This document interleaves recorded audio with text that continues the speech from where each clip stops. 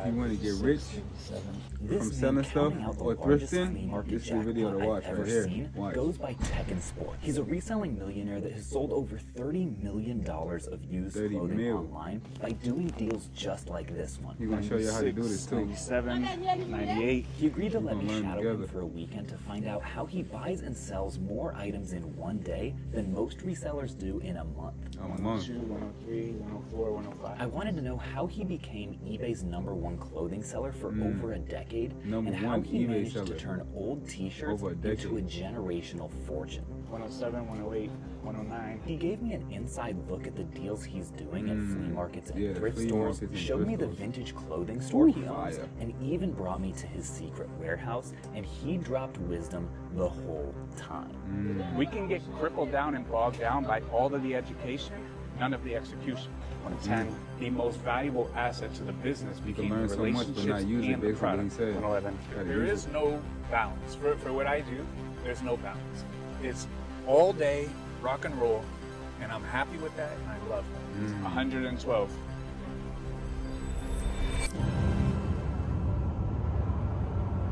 Gotta go crazy. He in Florida. Fort Lauderdale, 6 a.m. Already about to be there. Put up to the flea market at 7 ¿Qué to 6. pasó? Todo bien? On point. Everything good? Bust the bag open first. Before he even got there, Thank you. Before he even got to open the come bag. first, my friend. Such a huge advantage when you get to go through it first. Dude, there's gonna be nothing left after I'm done. Same metrics that we're always looking for. Yeah. $20 profit. My buy cost on this particular vendor is $5. So every item that you're putting in this pile, you're making conservatively $20 on. Yep. And we've got some good ones. I'll show you in a minute. I'll show you when we're done, when we're up the street. Yeah. And his buy cost is so low, he's probably making $4+ on every piece. He's doing great. Yeah. Everyone's doing great. 9, 110, 111, 112. Jeez. $20 profit a piece. 112. We got 141 pieces, $5 each. Yep. $5 each. One of the pieces alone is worth $1,000 probably. 800 to 1,000. There's $1,000 One item piece. in that set? Between 800 and 1,000, yeah. Are you kidding me? Are you gonna show me later? Yeah, so we left the whole bag with him because right now is the golden hour. So like we gotta rock and roll and find all the stuff right now. Yeah, so you're looking for the boost where you can make the biggest deals and not waste any time before the competition gets here. No, because it's gonna take us 10 minutes to go out to the car and come back. Right. The competition is already here. Why waste time? Yep. We just gotta beat them. Yeah, gotta beat them. Thank you very much. And then for the clothes, I'll come back. Right now I have to run around. $14, right? 42 bucks for 14 hats, right? Yes. What do you think you make on those?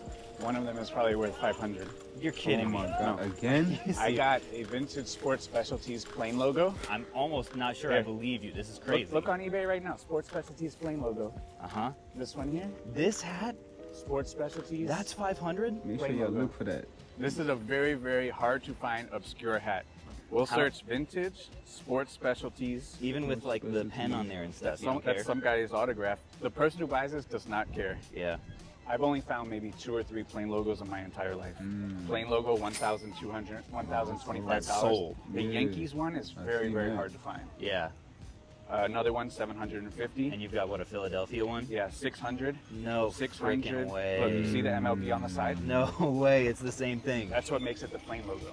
You're a monster, this man. This is the stuff that you have to know. This is insane. $595, $500, $449, $444, $380, $299. It's not a fluke. Sports Specialties plain logo. They're going crazy. Rose sold that for $900. This is the stuff that you have to know. Was that $600? Otherwise, you pass it by because it's $2 or $3. sold. Like, and we also got another nice one. Yo. This one is maybe worth. That one I might have picked up. That one looks clean. Yeah, maybe 30 to 50 bucks, but the plain logo. And we're less than an hour in, folks. Now, folks, if you're watching this and thinking how you'd love to make fast money like Tech does, already, bro. Like, that joint is crazy, man. $1,000 in profit already, and bro Man, listen, if you want to go thrifting and if you got stuff laying around, he going to tell you how to sell.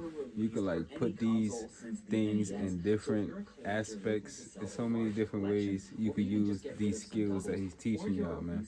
You know what I'm saying? There's so many ways that I could use these skills that I'm learning also with y'all, man. So this is crazy, man. So yeah, man, this is a great vibe. Start selling video games the easy way today. This is a life, man. Yeah, I'll come back in maybe 30 minutes. Hands full. Thank you. Packed up. What'd you pick up there? Carhartt. Yeah, all Carhartt. Whoa. Oh, Carhartt. Yeah, so the Carhartt don't even make it outside. And as you know, Carhartt is the hottest thing, especially at my brick and mortar store. Yep. So I pay $12 and I sell them at the store for like 25 or 30, and they sell, all of these will be sold by the time we come back next week. Really? Yeah. So at least a double up on a bunch of $12 pairs of pants. Yeah, so for eBay, I do $20 profit. For the brick and mortar store, I have a different metric. There's no fees, there's no listing costs, there's no, you just put it on the rack. Right. That's a full cart, folks, and we're about a half hour in. So at these booths, when you're finding something that you want, how come you're not negotiating? I think the price is plenty fair. I think they have to also make a profit. If they don't make a profit, they don't show up anymore. So like they have to make money, I have to make a little bit of money. And the price is fair. Like I still have enough meat on the bone for my items, and I think like if you have to negotiate your profit into the item, it's probably not a great item for you to pick up. So like a lot of these items, if we like average out the average sales price when we're done with this, it's going to be well over $50, and we're paying what, $5, $7, $10. The average sale price of this type is over $50. If we calculate it out when we're done, it's going to be crazy. I don't know. I feel like there are a lot of folks out there that would be really skeptical that you're finding $1,000, $2,000, $3,000 profit in clothing at one flea market every week. And I'm glad you're here to document it, because now there's no shenanigans. Right. For the people who are looking to get more into clothing flipping, the beginning resellers who are out there going to flea markets on the weekends, and most days coming away empty-handed, what are they doing wrong that you're doing right? Maybe not anything wrong, because maybe it's not the right flea market. Maybe you got to go somewhere else. We've driven 40 minutes to 1 hour here. Sometimes I'll drive 3 hours to go to the right place. So you got to go to the right place. You can't go to one that has like Chinese knockoff stuff or Alibaba stuff. You can't do it. That's the wrong place. That's what I do everywhere that I go. I've gone to New York, California, Georgia. I always hit because I'm doing my research prior on if this place is good or not. You're looking at like pictures and seeing the vendors and making sure they sell the kind of stuff that you want. Yes, I want to see pictures on the computer of people selling out of their car, people that have stuff on the ground, not a farmer's market, not a Alibaba market, not a craft market. I don't want to go to those places. The second part is maybe just not enough education, not enough experience. So like I actively study the solds. I'm actively looking at comps. That's why I know Sports Specialties plain logo, $500 versus $5. So actively looking at the solds, actively looking at the comps, but we can get crippled down and bogged down by all of the education, none of the execution. So study, go out. Study, go out. Like that's why we left that bag over there, because I need 10 more minutes of opportunities. I can't waste 10 minutes walking that bag back and forth, not right now. How long does it take to get to the point where like vendors are eager to sell stuff to you? These people, the second time I was here, we did business exclusively. Wow. So it took one time, and the second time, that was just one big deal. It wasn't even a big deal. Like they scale up with me. So like all of the people who source for me, I started out buying 1 or 2 items from them. Last time I came to these people, I bought 75 items. That was the most I've ever bought from them. The first time I bought from them, I bought 3 or 4 or 5 items. And is that because they learn what you like specifically and they look for that more? Yes, and maybe I'm paying $700 the first one. Now they have $700 to invest in their business. Right. So now they can go out and buy more. So I scale my businesses with theirs. And if you notice, I don't tell them, hey, go out and get this. I don't. They know. They are professionals at what they do. What would you say to the folks who say, man, must be nice to have such good flea markets in your area? I mean, I certainly sympathize with like people that are like in Minnesota right now where it's snowing. But for this couple here, this is what they do. So like they don't take the winter off either. So we should have made the relationships in the last year that we've been going or 6 months that we've been going, and then just do business straight with them. It doesn't matter that the flea market is closed, because they're still working. They don't close for the winter. They're still outsourcing. They're still out finding stuff. We get a lot of rain. There's times when the flea market is rained out for a month straight, because it might rain every single weekend. But if you have those connections, you can roll with the punches and start doing more private deals and hit people up. Absolutely. Easy to say like it can't be done, but I truly believe that this can be done every single place. I went to New York City, never been there before. In 4 days of sourcing, pulled about $100,000 worth of stuff. What? Never been there in my life. Found a vendor who bought a storage unit full of a really great brand called 10,000. Bought 1,000 pieces. They sell for about $50 each. So $50,000 worth of stuff for one person. Spent $5 per piece. 5,000 into 50,000. Never been to New York. Didn't have a car. Had to take an Uber. That's crazy. So it doesn't matter. Look, it's about to rain right now. Like, that's the way it goes. One deal like this makes the day, because not everyone needs thousands of pieces like me. Right. This here, you're done for the week. For most people. I need a lot of stuff, so I'm an outlier. You could come here and you don't have to do this. Just come here and buy 20, 30, 40 pieces. You're good to go. It's beneficial in two aspects. Right now, they're out of business. But right now, we're in business. They're good for the day. Right. 24, 25, 26, 27, 28, 67. All right, so 127 more items later. Yes. What the heck just happened? $5 each. Some really good stuff. This is Farm Rio, great brand. There's some Biari. There's a dress in there that's really good. I don't know the price yet, but that's gonna be a good one. So we got a really good dress, a really good hat, and I got a really good shirt already. So I think between the shirt, the hat, and the dress, probably $2,000 bucks. Every single one of these items is north of $20 in profit. So with those 3 items, you're over 2K.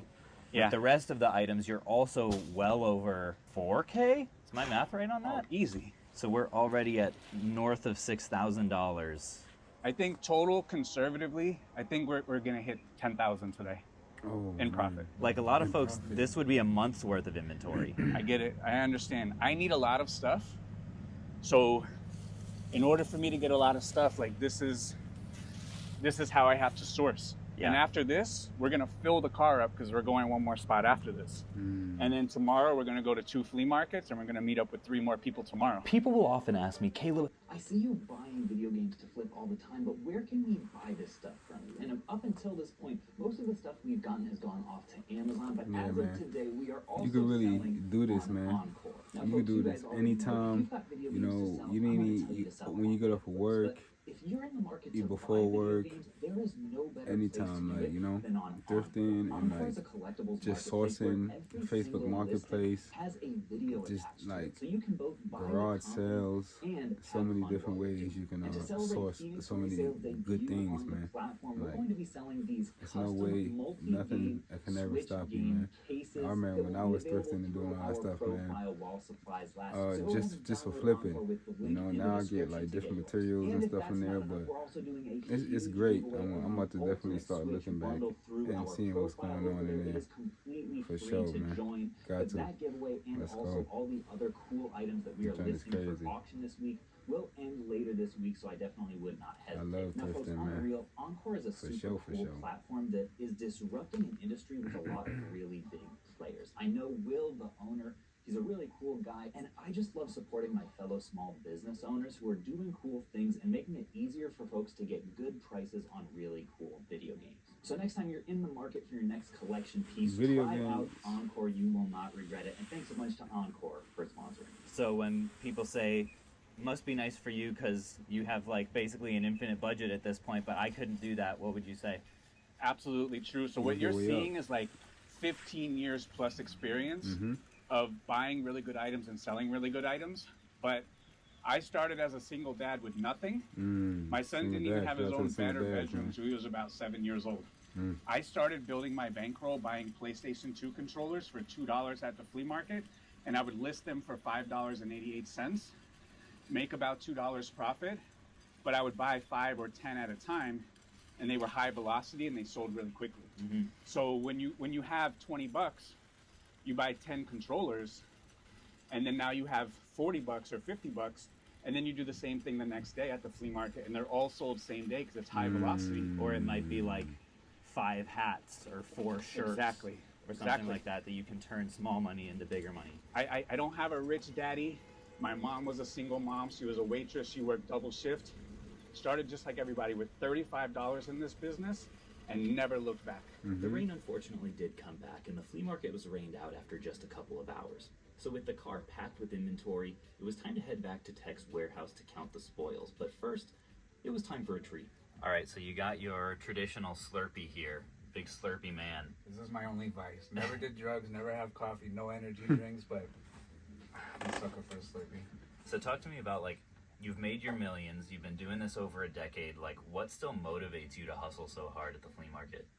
I like to win the flea market. So right now, today, and no shade to anybody, it's just my own competition. Undoubtedly, we won the flea market versus thousands of people. And like, it's 8:52, and we've already crushed 1,000 people. We're 1,000-0 right now. That's what drives me. It's not the money, it's not the clothes, it's just always trying to do my best, be my best, and just perform at the highest level that I'm able to. It doesn't matter if we're sweeping the floor.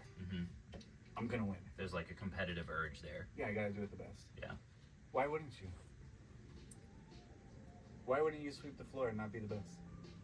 After seeing him crush the flea market, I was starting to understand the raw urge to win that drives Tech and Sports to greatness, but I still had so many questions for him once we got to his warehouse when he started processing another bulk deal that one of his business contacts brought him. So the person that brought you all this stuff, why would he sell it to you rather than just selling himself?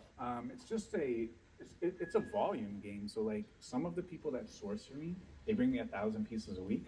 I pay them $5 each. They get it for 1 or 2, maybe from the Goodwill bins or from the rag house.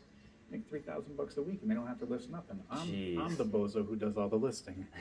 There's a lot involved with getting the most money, because you also have to wait. So like, I might have to wait 3 months, 6 months to get the sale. Right now, cashed out today, and they can come back next week with 1,000 more pieces. What does it take to make a connection with a person like this who can consistently bring you the kind of inventory that you want? I think being dependable, being a good person, doing good business, never beating anybody up, not being afraid for somebody else to make money.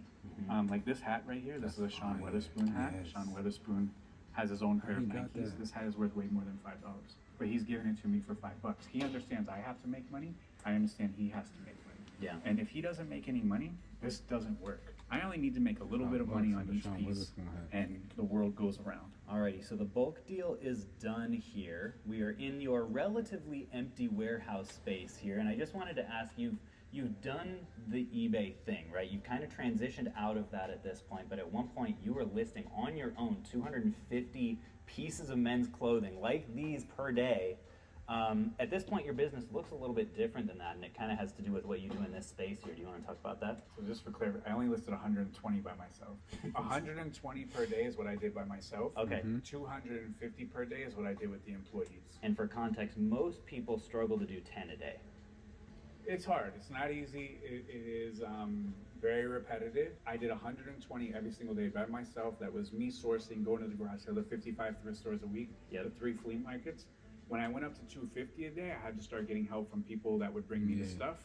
And we had 3 people taking photos and listings and 2 people doing the shipping. Now, when we had 50,000 items, we were selling 250, 300 pieces per day.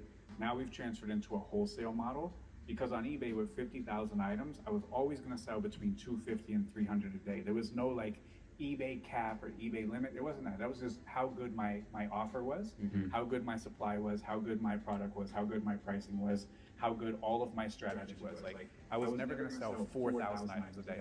For this model, I sell 4,000 pieces of clothes every day. And this is a wholesale model, so you're no longer selling direct to consumer. You're selling to other resellers for prices that they can still make money on. So you're at this point in your career leveraging the connections that you've made through the last 15 years with a ton of people that love working with you, love bringing you inventory for a fair price. You're taking all of that, and rather than doing the work of doing everything individually, you're doing much less work, making less money per item, but doing it at scale. Doing it at scale, but making more money net at scale. So eBay was very good. It was very lovely. It taught me that I had the ability to make money. But what that ability to make money was me working tooth and nail 10, 12, 15, 16 hours a day. I always wanted to get to the point where I can let my money do the work for me. Because if you look at anybody who has money, who has wealth, their money's working for them. So for me, this is my money at work. Yeah. I buy this item today, it's getting shipped out tomorrow. I don't have to be here. Like I said, I'm trying to build out the business to business, eliminate the goodwill. Eventually I'm gonna do it. Yeah. So like right now we're doing 4,000 pieces from 2 locations, soon to be 3. And my first goal is to get to 25,000 pieces a day. That you are selling to other resellers. So what is this room here? Because I know you're mostly a clothing seller. How come you have so many shoes? Just doing this for so long, like you pick up stuff, you scroll the soles, you see, like these shoes here, these are Nike Cortez, and a lot of the Cortez colorways aren't great, but this is the colorway that Forrest Gump wore in the movie, so like these command a premium. Just like I'm doing with the clothes, thousands of pieces per day, hopefully get to the point where I'm doing thousands of shoes per day. Here's something, so these shoes here, I found these at the flea market that we're going to tomorrow. Do you have any idea what these shoes are? They look like they're duct taped. These shoes here, every single one of these shoes, 40 pairs, are Dwayne Wade game-used shoes from the NBA Miami Heat. Wait, what? Yes. This is the game that he played. On 4/20/2014, Dwayne Wade wore these. No way. There's 40 pairs of them. At the flea market? At the flea market. How did they not know what they had? They know what they had. What did you get them for? I paid $100 each. Dang. These are okay. probably worth maybe $1,000.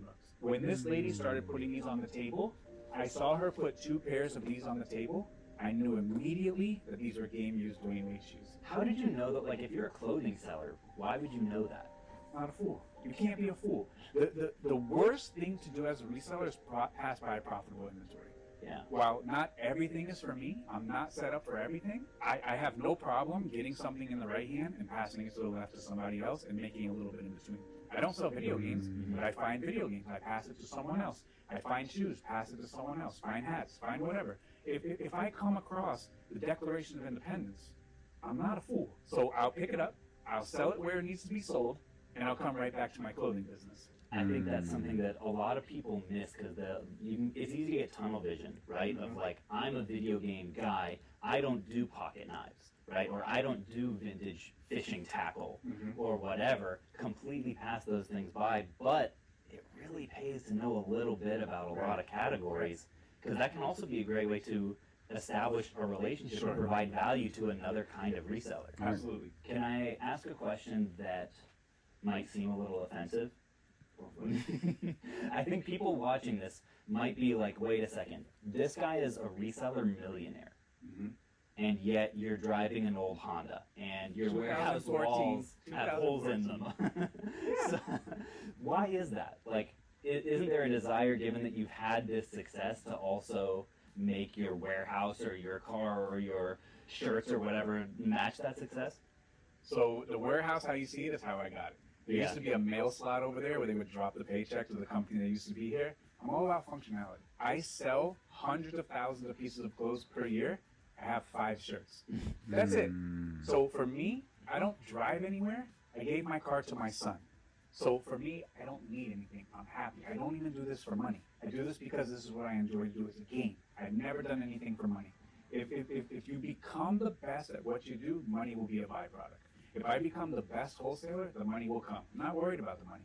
If I become the best person at the flea market, the money will come. I'm not worried about that. I do my videos on a telephone with a bad microphone to show people you don't need to be fancy. Yeah. My podcast, I have no microphone, no camera. It's a built-in camera on a laptop in an empty room. No trophies, no designs, no nothing. Walls. Yeah, just like these. To prove that you don't need anything to get started. You don't need to be fancy. You don't need anything. My entire business was built on cardboard, wood, and PVC pipe. And I was the #1 seller in the entire world in my category, millions of dollars per year. It doesn't have to be perfect, but it has to be done. So this year, I built out the spare lumber. Now, the price of lumber is up, so I'm flaunting my wealth here. But this was all just scrap lumber that we had from the landscape company. And this desk right here has shipped hundreds of thousands of items, and I built this myself. There is no reseller depot. You have to do it yourself. You got to figure it out. These here that hold the bags for the post office, I made these with tape. Like, there is no reseller depot. The reseller ruler I had to invent because there is no reseller depot. You just have to make it, and you have to do the best you can. You don't need anything fancy. You just got to get started. You just got to do it every single day. So this here is the listing room where 250 items per day were getting listed on your eBay store. Is that right? Well, more than that, because we did 7 days worth of work in 5 days. So they were listing 360 items per day, and we had drafts for Saturday and Sunday when they were off. So 360 per day was done in this room. So this was built out of some IKEA tables with a carpet on the top. This was the ruler that I've invented that measures every single piece of clothing, all the way from infants to size 8X, pants, jackets, skirts, shorts, doesn't matter. Talk to me about what does it take, like in a time when most people are struggling to list 10 items a day, what does it take psychologically to do 10x that and do it consistently? It's not an option. So like if you struggle to do something, then it's optional. For me, it's not an option. The result has to be the same every single day. So what can people learn from this setup that you have here if they're trying to get to the next level of reselling? That you don't need anything fancy. Before this fancy setup, you know what my setup was before? Literally taking pictures on the ground. That was my setup, on the ground. I took more pictures on the ground than I did on this. This is a luxury in Tech and Sports Incorporated. Reminds me a lot of how I started this YouTube channel, which was with almost no equipment. I had a GoPro, no external audio, no gimbals, I didn't even have a tripod. It was literally a backpack clip hook and a GoPro, and that was how I made my first 300 videos, got to over 100,000 subscribers with just a GoPro and editing my own stuff. And people are out here like, I've got to spend $1,000 on a camera, and I have to get this editing software subscription. I'm like, I edit on free stuff. Yeah. Same. All right, so this is one of the highlight items here, vintage Hermes. Old Hermes Paris. Wow. And this one we got for $5. There's similar ones all day for between 800 to 1,000. And like stuff like this on eBay, like you sell similar. Like that's what you do. You might never find like the same exact one. So here's like a long sleeve one, similar in the ballpark, sold for 2,800. Wow. Here's one that I think is not as cool. I think safe, $1,000. Wow. A good one, Valentino, made in Italy. Went on Google Lens, and when they have one for 1,800, one for 938, I just clicked on this one. And this one here, 1,800 in pre-owned condition. And we got the bonus. Brand new. So what realistically do you think that'll sell for? Easily 1,000. So this level of confidence just comes from doing years and years of just doing this day in and day out and doing your research on top of it. Yeah, we have True Religion here. Good brand, it's very high end.